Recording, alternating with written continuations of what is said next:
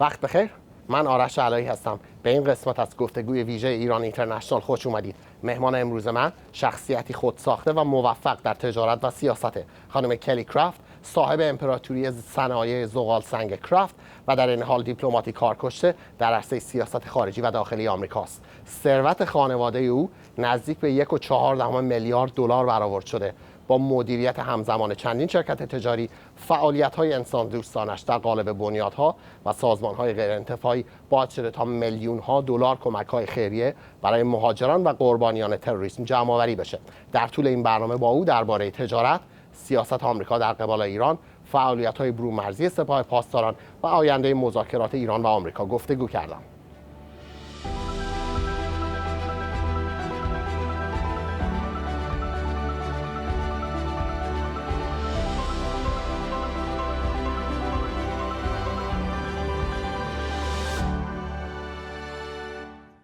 So you were born in Kentucky. Your dad was a veterinarian, and he also raised cows and horses. And your mother was a teacher. Tell me more about your upbringing, your education, and your background, please. Well, you know, your journey starts at home. And I think when you have a really solid foundation with your parents and your siblings, then that carries with you everywhere and in any place, in any situation. So I tell people that, you know, I grew up on a farm, a working farm. My father was a veterinarian and a farmer. My mother taught home economics. But my dad, most importantly, was a country farmer, a country veterinarian. So a handshake was a contract. And the word, when you gave him your word, you had to stick to it. And so we were brought up that you listen to people very carefully, you appreciate their values, you appreciate from where they're coming from. You know, I grew up when I was a child, we were very envious of the people that lived in our little town called Glasgow, Kentucky, because my first bicycle was a pony, and they all had their real bikes, and yet they all were wanting to come to our home because we lived in the country and they had not experienced that. So I think from my upbringing, the kitchen table was a very important part of our home because it's where we gathered. My mother was a phenomenal cook. You know, being a home economics teacher also was kind of part of it. So the family gathering, that family meal every night was so important. And, you know, the other issue is we never knew who my father would bring home from the clinic, whatever farmer came in from out of town that had to stay while their animals were being treated. They would be our guest for dinner. And when I say guest, my mother, they often took our seats, as in my brother and my sister and myself, because they were our guests. So they were treated as royalty in our family, no matter where they came from. So, you know, I feel very fortunate to have grown up in a very small town because the community, it's a village. And when I came to the UN, it was a community, and I made it a community, all other 192 member states. So that really served me well, and I got to know ambassadors firsthand when I arrived. And that's because I watched my father, how he treated other farm owners and other clients. And I sought to do the same thing at the United Nations by just listening and calling on countries that would have never expected the US UN ambassador to call them first. And that relationship building was very important. So what you described to me sounds like a very modest, middle-class American family, yet your family's net worth is estimated around $1.4 billion right now. And success in the coal industry of your family is world-renowned. What was your family's roadmap to success, and how did you achieve it? Well, this is my husband's very hard work. He is from Hazard, Kentucky. And I will tell you that he was brought up with a very modest means. And his family really stressed education as a way for him to be successful. And I think because the two of us connected on the fact that we were both from families that family time meant a lot, conversation meant a lot, listening, you know, deferring to your parents, but also having that voice at the table. And they see that, yes, while we are very fortunate, we're very benevolent, And we want to make certain that we give back to the community from where we came. We never leave anyone behind. And that's what's really important. And I think that we've been blessed because we have treated our resources as a way to better our state of Kentucky. And in my roles, as a way that I've been able to utilize this to better individuals that I'm around and to better other areas of our country. So you've been the U.S. ambassador to Canada and then the U.S. ambassador to United Nations during the Trump administration. You were telling me about a story where the Iranian delegation was showing this picture of a girl who was suffering from medical problems in Iran, and the Iranian regime, the delegation in United Nations, was blaming it in the United States. Tell me about that story, please. Well, you know, the story focuses on the fact that people are so mistaken when they think that American sanctions, that the maximum pressure campaign, that the sanctions we have on the Iranian government, that they are connected with humanitarian aid. There's absolutely no connection, and we will never stop helping those people that are in need. And I wanted to correct that because also I felt such sympathy for the family that lost this young girl. And I approached the ambassador to offer my sympathy. Majid Takhtravanchi. Absolutely. And also to make certain that they know we would never, and we have never, withheld humanitarian aid to the Iranian citizens or to any country for that matter. And it was very important to me that he was told this again, and that the family of this young girl also knew that this was not because of the Americans. This was because of the regime, the Iranian regime that has spent their resources from on within and also on conflicts in other countries instead of spending it on the health and the care of their own people. So the pictures of you approaching the Iranian delegation broke out on social media. I think you're the first American UN ambassador who's ever approached the Iranian delegation in public. Isn't that true? You know, I believe it is, but most importantly is I wanted the world that was watching the council meeting to understand that we would never withhold humanitarian aid to anyone in need. And that was very important, especially to the family who lost this young girl. And I am certain that I hope they heard me and they understand that I truly was giving my sympathy, but at the same time, for the Iranian people to understand Americans care about you. We would never withhold any humanitarian aid. And the world is watching. We all care. What was Majid Takhtravanchi's response? How did he respond to you approaching them? Well, you know how I told you how I was brought up to listen to people and to pay close attention, as my father really brought us up to look at the other person, try to find something good, something in common. You know, at that moment, he saw my sincerity. He may not agree with Americans, and we both disagree with what he was saying. However, he did notice that I did approach them because I wanted to hear his point, but also to correct the mistake that he made concerning Americans and humanitarian aid. You mentioned that during the Trump administration, there was a plan, during the COVID epidemic, there was a plan to move some of the Iranian diplomats' families of the United Nations delegation who live in New York, to move them around the city. And you stopped the U.S. administration, you stopped the Americans to move these families around.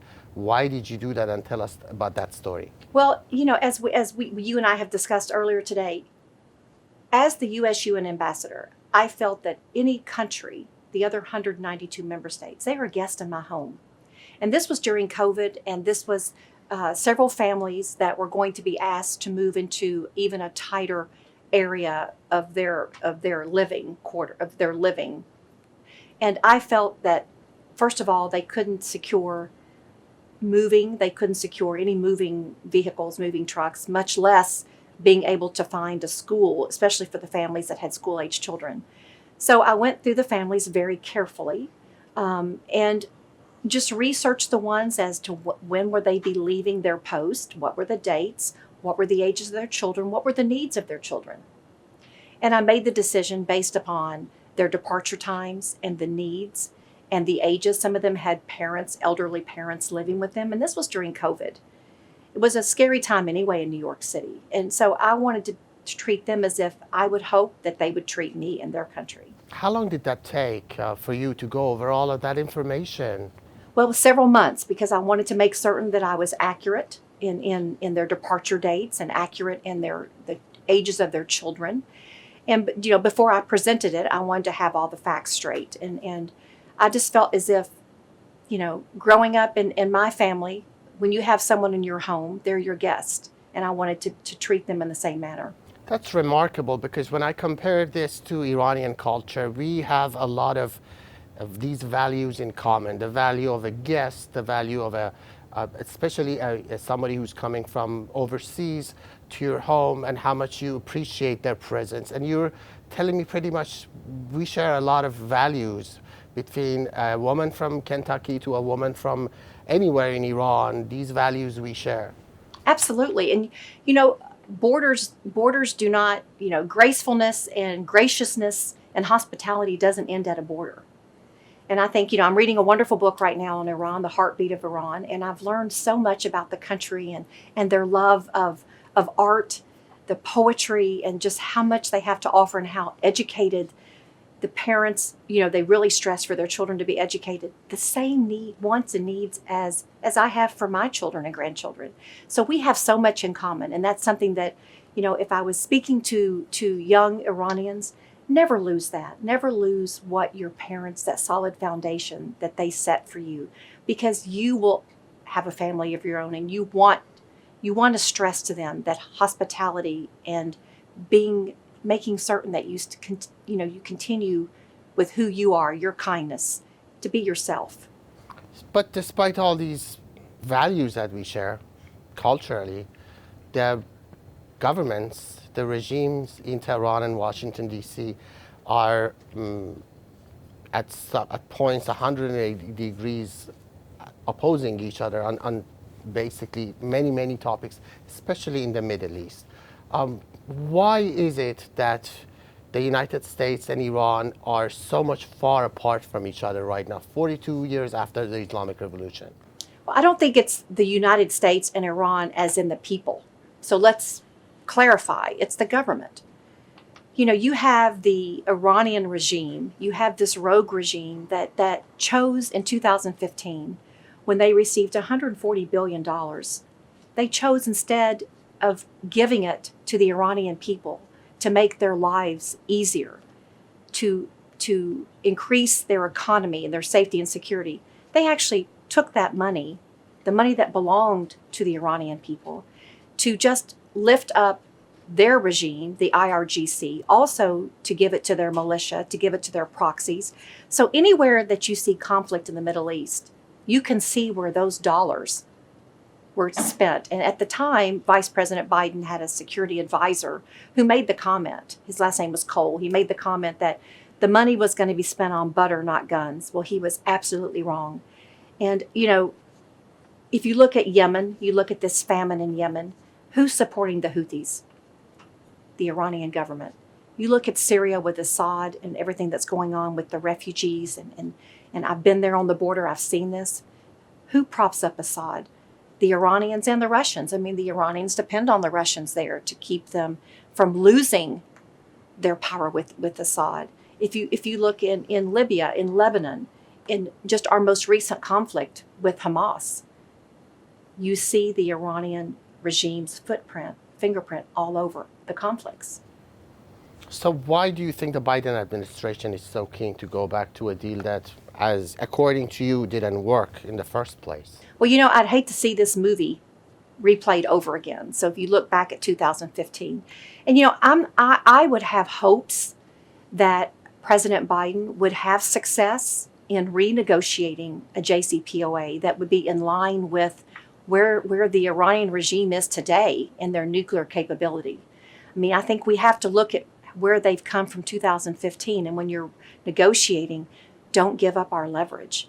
Don't release sanctions on individuals the very individuals that are part of research and development, that are part of something that we can't unlearn. We can't have them unlearn what they know as far as their nuclear capability. So I think it's very important that if this is a long-term strategy, that he take his time in negotiating.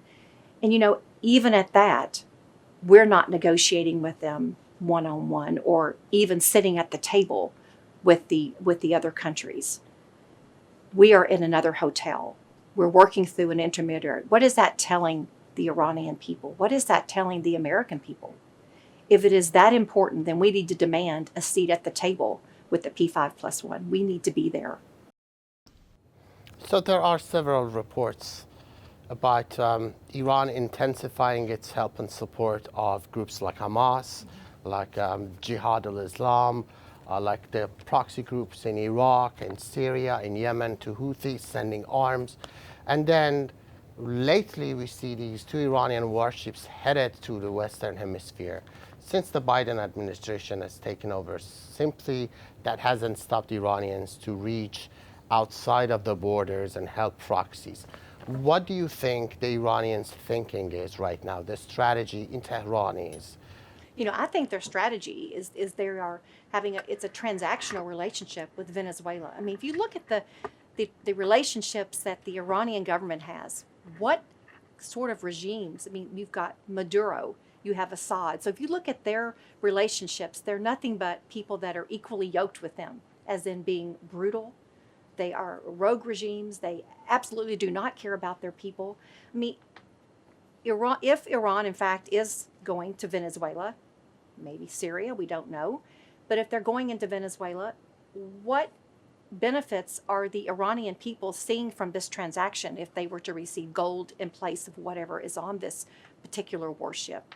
So you have to ask yourself the question, if you're an Iranian citizen, what benefit am I receiving from a transaction with Venezuela? You would hope that this would obviously trickle to the Iranian people. We've not seen that in the past. Also, I'm very concerned is how much leverage are we going to have with the new president in Iran, this very hardliner. I mean, he is noted to be an extreme hardliner. Mr. Biden, during his candidacy, published his piece on CNN Online where he said, and I quote, "I have no illusions about the challenges the regime in Iran poses to America's security interests, to our friends and partners, and to its own people. But there's a smart way to be tough on Iran." Is Biden tough on Iran now? I think Biden has not been in office long enough for us to be able to gauge whether he's tough. So the only thing that we can look at this moment is the fact that he has relieved sanctions on their energy executives. So that is an area that Iran should be flush with their economy. So if you're removing the sanctions, if I was the Iranian people, I would ask, why is my lifestyle not improved? Why am I not seeing improvement in my bank accounts? Why are the lives of my children not improved at all?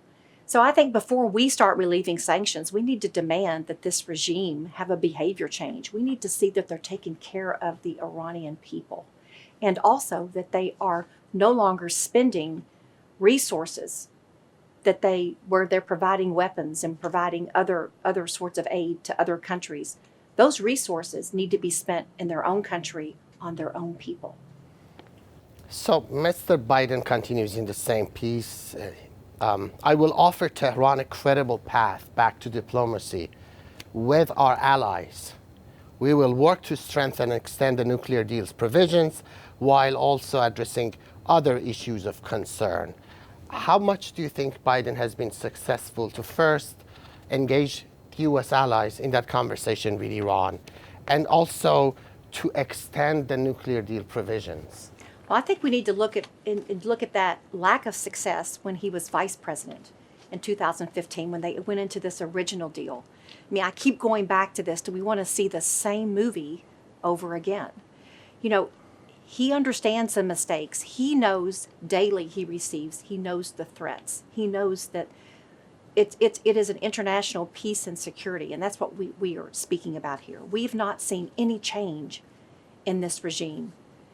So I think that the Supreme Leader is going to be dragging his feet on any negotiations with JCPOA because he wants all the credit to be given to his chosen person, Raisi, who will be what we think will be the new president. So the world is going to be watching. And if Biden is looking at this, if the president is looking at this as a long term, then he needs to take his time and look at this from a perspective of we have got to see a behavior change. We have to see the people of Iran treated better, treated more equal, with respect and dignity. I mean, we have to be able to make certain that the countries within the Abraham Accords, you've got to really think about the Trump administration worked diligently on the Abraham Accords and were able to bring countries that you would have never thought that would normalize with Israel. That sends a direct signal to Iran. That sends a signal to the Iranian people that we are trying to create normalization. Why would we want to go into an agreement such as the JCPOA when the Iranian regime from day one has never, they've been breaking this agreement. They started breaking this agreement from day one. So why would we want to give them like a second chance to do the same thing? But this time in a more severe way because they have been able to develop and to being able to produce more since 2015. And what if it doesn't? What if the United States and Iran don't go to that agreement? It looks like there's no better scenario for Biden administration. Both sides of this scenario, Iran would be a huge problem for Biden administration. Do you agree with that? Iran will be a huge problem for whatever administration. If you look at the way that former President Trump treated, they were afraid of President Trump because when he said I'm applying sanctions, he meant maximum pressure. We have to maintain that maximum pressure. We are the superpower. What is that telling other countries? If we are relieving sanctions without receiving anything first, most importantly, without seeing a change of behavior in that government, which in turn is going to see a change of behavior in the way they treat the Iranian people. We've not seen any of this. And I can tell you that former President Trump would not have any of this. Absolutely. We announced snapback for a reason. We knew that JCPOA was not working. We also saw this regime being more brutal, causing more conflicts in the Middle East. I just dare say what would happen if we trust the Iranian regime 2 years from now. If a deal is brokered between Biden administration and Iran, they have to send it to Congress, and they have to get Congress's approval. What do you think the role of the Congress would be, if any, for the majority and minority leaders to stop any sanction relief for Iran? Do you think the Congress has the will and the power to do that? I think it's a bipartisan. I mean, it's for once we truly have both sides that are very concerned. So I think that you will see a lot of concern. You'll see a lot of people out there speaking against relieving sanctions. I don't know anyone, but maybe 2 or 3, that think that the Iranian regime is deserving of any relief until we see a change in their behavior in order to help the Iranian people. Kelly Craft, thank you so much for your time. I really enjoyed this. My pleasure. Thank you.